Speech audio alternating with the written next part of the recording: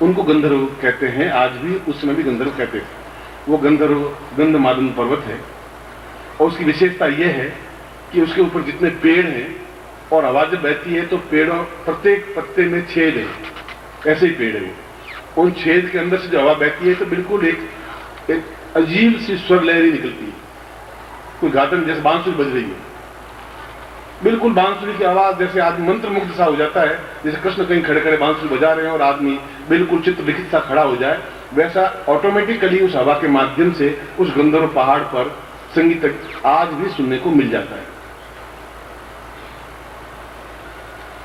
और उसके पास में सरस्वती नदी बहती है और पूरे भारत में सरस्वती नदी समाप्त हो गई, केवल अब 2-3 किलोमीटर रह गई। मगर जब मैं था उसमें सरस्वती आगे जाकर अलकनंदा में मिल जाती थी और अलकनंदा ठीक बहती हुई हरिद्वार तक आती थी नीचे से। और इतना गहरा जल और इतना वेगवान जल सरस्वती का कि बड़े बड़े पत्थर लुढ़क करके उसके अंदर पिस जाते थे, खत्म हो जाते थे। और उसमें मैं भी सन्यासी था, सन्यासी बने हुए 4-5-6 साल हो गए थे। खूब खाना पीना, दंड बैठक उठाना और कूदना, काम कुछ नहीं, चिंताएं कुछ नहीं, और बस एक ही बात कि ये सीखना है, ऐसा करना है, वहां जाना है, उनके पास जीना। और वहां पर एक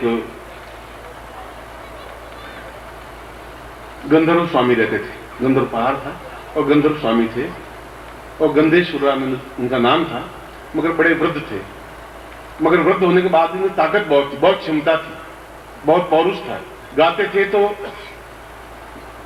मतलब उठने की हिम्मत नहीं होती थी इन लोगों की, मतलब इतना सुंदर स्वलहरी, इतनी मधुर, इतनी आनंद युक्त।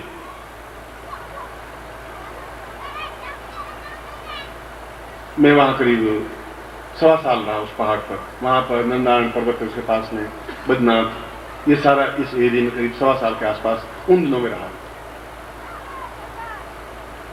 और मुझे वहां वो पंक्ति याद आई कि यदि सुंदर बनाया जा सकता है किसी को, बिल्कुल ऐसी कुरूप ब्रह्मांड की पुत्री को, तो फिर कौन सी विधि है, कौन सी तरकीब है, किस तरकीब से वह एक कुरूप चीज को सुंदरतम बनाया जा सकता है। धारा को राधा कैसे बनाया जा सकता है, एक कृष्ण अपने आप में इतने काले होते हुए भी इतने सौंदर्यवान कैसे बन गए थे। काला रंग तो हमारे यहाँ असौंदर्य का प्रतीक, गोरा रंग सुंदरता का प्रतीक। फिर कृष्ण अपने आप में इतना एकदम सम्मोहन उनके चेहरे पर आया कैसे, वशीकरण क्या चीज थी, कहां से आई थी, ये चिंतन और मैंने चिंतन उनके सामने रखा। उनका कि मैं केवल इसलिए आया हूं कि अगर ये बात सत्य है और देवी भागवत गलत नहीं हो सकती, और गलत नहीं हो सकती तो क्या ये पंक्ति सही है या वेद व्यास गलत थे जिन्होंने पंक्ति लिखी। दोनों में से कोई एक चीज सत्य होगी। उनका ये पंक्ति बिल्कुल सत्य। वसुबानु की यहाँ पुत्री पैदा हुई तो बड़ी बेडोल थी और कृष्ण ने अपने विशेष मंत्रों के माध्यम से उसको अत्यंत सौंदर्यवान, इतना सौंदर्यवान बना दिया कि उसके सामने यौवन और रूप भी फीका पड़ रहा। मैंने कहा कि मैं इस चीज को सीखना चाहता हूं, मैं इस चीज को समझना चाहता हूं कि क्या है, और है तो फिर मैं अपना जीवन भी खपाने को तैयार हूं अगर एक चीज सीख लूंगा। उनका तुम फिर अप्सरा साधना करो। मैं योगी सन्यासी लंगोट लगाए हुआ अप्सरा साधना करूं और कल घर को मालूम पड़े तो पत्नी तो माता फोड़ फोड़ के मर जाएगी, बिल्कुल। और अप्सरा को मैं करूंगा भी क्या, तो योगी अप्सरा के साथ में सम्मेलन में क्या संयोग। मैं कहा मैं अप्सरा साधना तो नहीं कर सकता। उनका अप्सरा साधना करने में तकलीफ क्या है, देखिए कि क्या साधनाएं होती है, उसका आनंद क्या है, उसकी मस्ती क्या है, उसकी डोर क्या है। और उन्होंने 3-4 दिन तक बिल्कुल इस बात को एक अनिंगम किया कि बहुत प्रबल और प्रखर व्यक्तित्व ही अप्सरा साधना कर सकता है, जिसमें ताकत है, जिसमें तेज पुंज है। और अप्सरा साधना के माध्यम से कृष्ण ने उस वानु की लड़की को, पुत्री को सौंदर्यवान बनाया। और उन्होंने खुद ने भी अप्सरा साधना की, इसलिए वो काले होते हुए भी अत्यंत स्वरूपवान बने, सौंदर्यमय बने। बाकी उस भाग में यदि आप उस बेल्ट में चले जाएं तो एक भी व्यक्ति सौंदर्यवान नहीं मिलेगा, तो बेल्ट ही ऐसा है, सब कुरूप से मिलेंगे। और जिसको हम सौंदर्य कहते हैं वो सौंदर्य है ही नहीं, जिसको हम यौवन कहते हैं वो आपके पास नहीं है। आप अपने आप में 24 साल का बड़े जवान कहते हैं, वो आप कहते हैं। मैं आपको सौंदर्यवान नहीं कह सकता, मैं आपको सुंदर नहीं कह सकता, क्योंकि मैं उस सुंदरता को देख चुका हूं, सुंदरता क्या होती है। यदि विश्वामित्र मेनका को और मेनका अप्सरा को अपने वश में ला सकता है, उसके साथ शादी कर सकता है, यदि वशिष्ठ उर्वशी को सिद्ध कर सकता है, यदि भगवान शिव उर्वशी को अपने अधीनगम कर सकते हैं, अगर भगवान विष्णु मोहिनी के साथ, एक मोहिनी अप्सरा के साथ सिद्धता प्राप्त कर सकते हैं, तो फिर एक ऋषि क्यों नहीं कर सकता? अप्सरा साधना में क्या न्यूनता है? मन बड़ा डावाडोल। उन्होंने मुझे कहा कि तुम अप्सरा साधना करो और पूरे जीवन अपने आप में तुम्हारा एक संवर जाएगा, एक सौंदर्यवान बन जाएगा, एक क्षमतावान बन जाएगा, क्योंकि उसके बिना जीवन तुम्हारा अधूरा रहेगा, उसके बिना जीवन का आनंद नहीं आ पाएगा। जीवन तो रहेगा, जियोगे तो सही, पर जीवन में जो आनंद की लोर है, मस्ती है, वो तुम नहीं ले पाओगे, और वह जीवन एक नीरस ठूंठ की तरह रह जाएगा, और ठूंठ पेड़ अपने आप में छाया नहीं दे सकता, और तुम्हें आगे जाकर के शिष्यों को कुछ देना पड़ेगा तुम्हारे चेहरे पर एक ओज, एक ताकत, एक जवानी, एक साहस, एक क्षमता, क्योंकि आने वाला समय तुम्हारा जूझने की क्षमता है हिमालय से। पूरे हिमालय से जूझने के लिए बहुत ऐसी चीज होनी चाहिए जो तुम्हारे पास सम्मोहन हो, वशीकरण हो, और जिसको चाहे वैसा बना सको, और इसके लिए तुम्हें स्वर्णप्रभा अप्सरा साधना तुम्हें करनी चाहिए। उस हुआकुओं में 1-2 दिन और बीत गए, आखिर में साधना करने बैठा, और साधना करने के बाद में करीब केवल 3 दिन साधना की। उन्होंने जो मंत्र मुझे दिया, जो दीक्षा दी, मैं उनको कई बार समझाया, उनका मैं शादी हो चुकी है, उनका शादी हो चुकी तो उसमें कहां तकलीफ हुई? तुम्हारी शादी का ऐसे क्या लेन देन है? तुम्हारे जीवन अगर माधुर्य चाहते हैं, तुम्हारे जीवन तुम आनंद चाहते हो, तो योगी तुम क्यों एकदम से विचलित हो रहे हो कि नारी को देखते तुम डगमगा जाओगे? अगर डगमगा गए तो फिर तो मनुष्य से भी गए भी थे। मैंने अगर अप्सरा साधना सिद्ध की है, उन्होंने कहा गंधेश्वर ने, और आज भी मैं अप्सरा के साथ में 4-6 घंटे 8 घंटे बिताता हूं, ये मेरे शिष्य बिताते हैं, तो मैं क्या तकलीफ आ रही है? मैं अपने जीवन को आपके सामने एक पन्ना खोल रहा हूं सिर्फ। और उस समय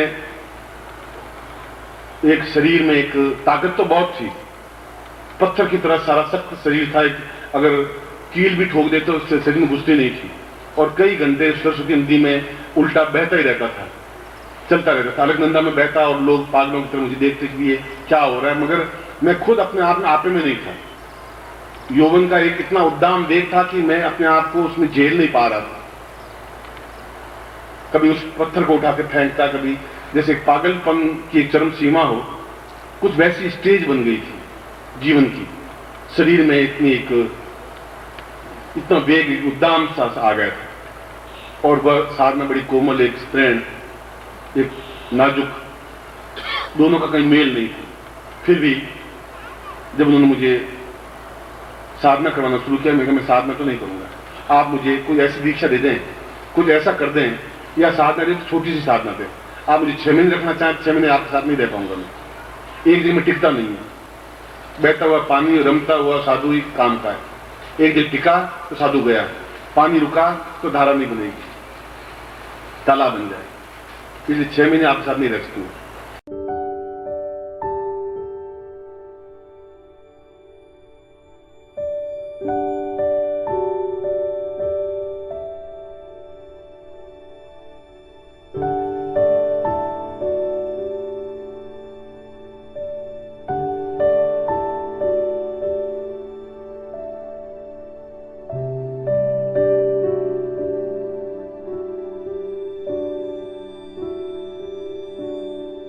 2-3 दिन की, 5 दिन की साधना है तो आप दीजिए, और दे सकते हैं तो दीजिए, नहीं दे सकते हैं तो आपका महबूबों का टाइम खराब मत कीजिए।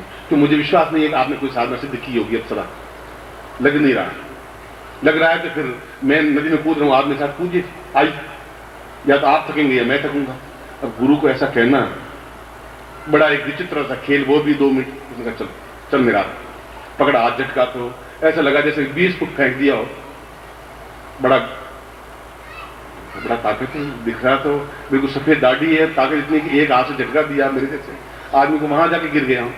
उनका है दमखम तो है, चुनौती झेलने लायक है, बराबरी की टक्कर का कोई व्यक्तित्व तो है। मैं वापस आया, मैंने कहा कि एहसास है कि ये पहला एक आपके मेरे बीच में संवाद था, महसूस करना चाहता कि कुछ है। उन्होंने कहा तुम चलो नदी में चलो, पहले तुम मुझे देखना चाहते हो, चलो। और जितना मैं तैरूं उतने साथ तैरिए, और सरस्वती में तैरना है। चलिए नदी में कूदे, नदी करीब पहाड़ 70 फीट ऊपर, उन्होंने यहां से कूदना है। मैंने जाके देखा, यहां तो हड्डी रहेगी नहीं, क्योंकि नीचे नुकीले पत्थर है। ये साला मारना चाहता, ये 100% सही है। उन्हें क्या हुआ, मैं कूदूंगा नहीं। क्यों? मैं कहा ये तो मरना है, 100% मरना है, और मुझे घर जाना है वापस। ये क्यों वचन दे के आऊं मां को, मैं आऊंगा जरूर। आप मुझे यहां लाके खड़ा किया, यहां से मैं कूदूं, पहले आप कूदेंगे फिर मैं कूदूंगा। उनका तुम शिष्य हो कि कोई मेरे दुश्मन हो? मैं दुश्मन नहीं हूं, आप मैं पहले कूदने को तैयार हूं, मगर आप मुझे कह दें कूद जाइए। उनका मैं कहता हूं तुम कूद जा। मैं आराम से कूद गया नीचे, पत्थर पे लगी होगी, एक दो जगह खून भी निकला होगा, मगर मैं मेरे साथ गुरु भी कूदे, नंजी भी कूदे, और तैरते तैरते उस 3 किलोमीटर तक विपरीत धारा में बहे। 3 किलोमीटर आप अंदाज लगाइए। 3 किलोमीटर बाद में पस्त हो गया, बिल्कुल हिम्मत जैसे आ गया। तब मैं 1 इंच भी सर नहीं सकता पानी में, और पानी का वेग इतना अधिक कि मैं बार बार लहरों से जूझ रहा हूं, बार बार बढ़ रहा हूं, और उनको ऐसा लग रहा है जैसे आनंद के साथ बह जा रहा है। मैं गुरुदेव में इसके आगे तो शायद नहीं चल पाऊंगा। उन्हें क्या हुआ तुम्हारा? तुम तो मुझे कह रहे थे कि ताकत नहीं, और मेरे सफेद दाढ़ी। हाथ पकड़ के बाहर लाए तो शरीर पूरा पस्त एकदम से, आधे घंटे तक रेत में पड़ा रहा बिल्कुल। बाबा इस गंधर्व पहाड़ पे आया, उनका अब तुम साधना करो, और मैं साधना की। साधना करने के बाद एकदम से ऐसा लगा कि मेरी एक ताकत अपने आप में 16 एक पुंज बन रही है। ऐसा लगा कि मेरे में जो कुछ न्यूनता है वे अपने आप में समाप्त हो रही हैं, अपने आप में सौंदर्य अंदर से प्रस्फुटित हो रहा है। ये बात मैं कह रहा हूं आपके अणु परिवर्तित होने की क्रिया के बाद की बात कह रहा हूं। ये दीक्षा मैंने ली थी, जो मैंने आज आपको दी, और इस दीक्षा के बाद उनसे नहीं, दीक्षा किसी और से ली थी। नंदनारायण पर्वत पर एक आज भी जीवित है वो। उसके बाद मैं गंधर्व पहाड़ पे गया, और मैं उस समय कपड़ा पहनता नहीं था, ऊपर एक लंगोट लगाता था, और ऊपर मृगछाला लपेट लेता था। अगर मैं गांव में जाता, बद्रीनाथ गांव में जाता कभी भिक्षा के लिए, तो मैं केवल मृगछाला लपेटता था, बाकी बिल्कुल लाल सुर्ख शरीर, और अपने आप में बहुत गर्व, बहुत गुमान, एहसास था मुझे कि मैं कुछ हूं। यौवन क्या है बात को समझता था, ठोकर मारता था और पत्थर लुढ़कते थे, इस बात को एक गर्व होता था। लहूलुहान उंगलियां होती थी तो मैं लगता था कुछ हुआ है। मगर बहुत परिवर्तन आने लगा, पूरा शरीर एकदम प्रफुल्लित होने लगा, जैसे गुलाब बंद था खिलने लगा। ऐसा लगा कि जैसे एक मस्ती, एक आलम है, एक तृप्ति है, और पूरे जीवन भर वह तृप्ति, वह आनंद, वह मस्ती, वह हिलोर वहां से मेरी प्राप्त हुई, जहां पूरा जीवन हिमालय में काटने के बाद भी मैं कभी अकेलापन एहसास नहीं किया। मगर तीसरे दिन, दीक्षा लेने के तीसरे दिन या दूसरे दिन, जब स्वर्ण प्रभा अप्सरा बिल्कुल सजी धजी अद्वितीय सुंदरी पास आके बैठी, तो मैं उच्च करके वहां जाके बैठा। तो मैं तो कभी और के पास बैठा नहीं। मैंने साला ये बिल्कुल सत्यानाश, ये गुरुजी अब वहां नहीं डुबोए तो यहां डुबो देंगे। तो वो फिर ठुमकती हुई बिल्कुल यूं जलती हुई आई, और आकर यूं आगे तुम जो कुछ बात करनी वहां बैठ के करो। मैं सन्यासी हूं, मैं संन्यास में साफ लिखा हुआ है कि आदमी एकाकी रहे, किसी का चित्रण चिंतन माइंड में आवे ही नहीं, और तुम साक्षात भूतनी की तरह मेरे पास बैठी हो, और ये बात नहीं। मुझे उन्होंने कहा कि तुमने बुलाया है, मैं आई, अब जिंदगी में आपके साथ रहूंगी। मैंने कहा कि ये एक अजीब सी बात है। मैं कहा चलो रहेंगे, मगर आप मेरे हाथ नहीं लगाओगे। क्या हाथ कैसे नहीं लगाऊंगी, मेरा अधिकार है। और ऐसा करके फिर हाथ पकड़ के फिर यूं मैं एकदम से धक्का आगे, फिर वहां जाके बैठा।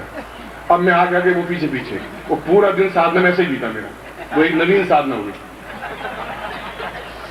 गुरु जी नहीं चले गए थे, शाम को गुरुदेव ये साधना में वापस ले लीजिए, मेरा धर्म, मेरा जीवन बर्बाद हो जाएगा, झूठ बोलना पड़ेगा गद्दा करके, और ये तो पिंड छोड़ेगी नहीं, तो कि सुंदर नहीं है। मैं कहा ऐसी सुंदरी मैंने देखी नहीं जिंदगी में। पहाड़ में सुंदर होता है, पहाड़ इसलिए सौंदर्यवती होती है, मैं देखा है पहाड़ को। आज भी अगर सौंदर्य देखना है तो आप पहाड़ में जाके देखेंगे, शहरों में सौंदर्य आपको नहीं मिलेगा। उस सौंदर्य को देखा है, नारी सौंदर्यता क्या होती है वह देखा है। अपनी आंखों से राधा को देखा है, मंत्रों के माध्यम से, साधना के माध्यम से, गोपियों को देखा है, और उससे भी कई हजार गुना इस सौंदर्य को देखा है। सौंदर्य में कोई कमी नहीं है। मतलब क्या गुरुदेव एक योगी होकर, सन्यासी होकर के क्या ये उचित है? उनका इसमें अनुचित क्या? अनुचित तुम्हारी आंख है, तुम्हारा चिंतन है, तुम खुद भ्रष्ट हो रहे हो। इसके बिना तुम्हारा जीवन पूर्णता नहीं प्राप्त कर सकेगा, आनंद नहीं आ पाएगा।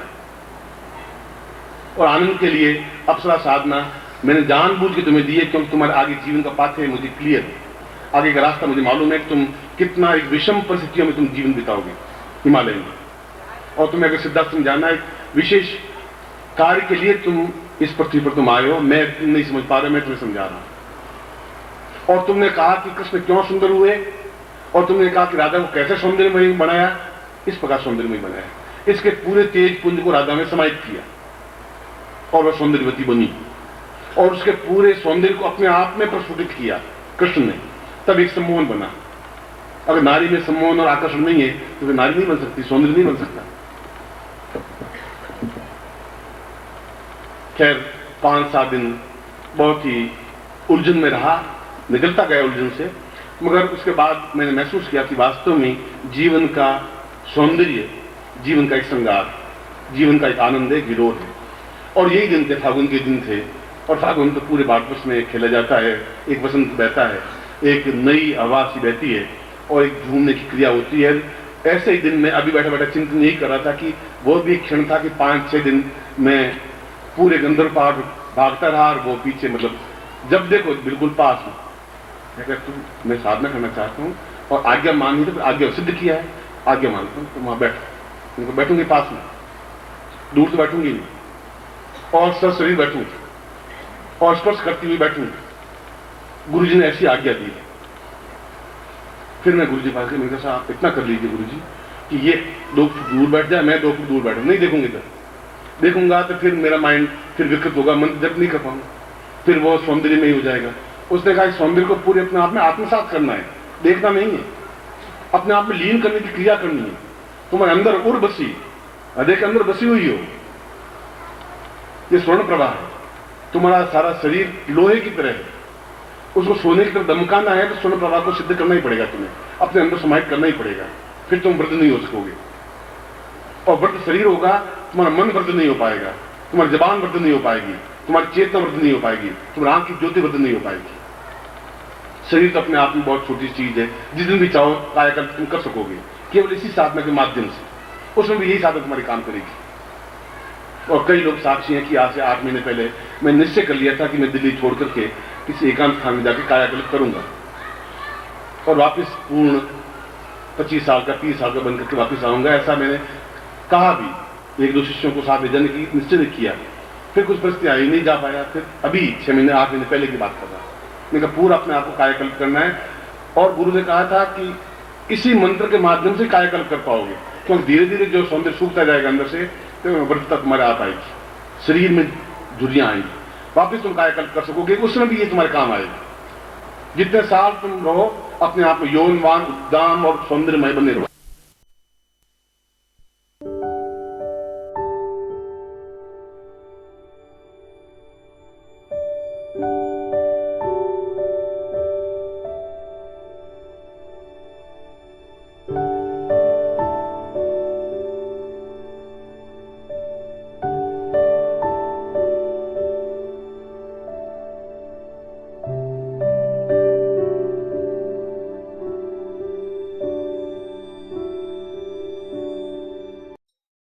ओम परम तत्वाय नारायणाय गुरुभ्यो नमः।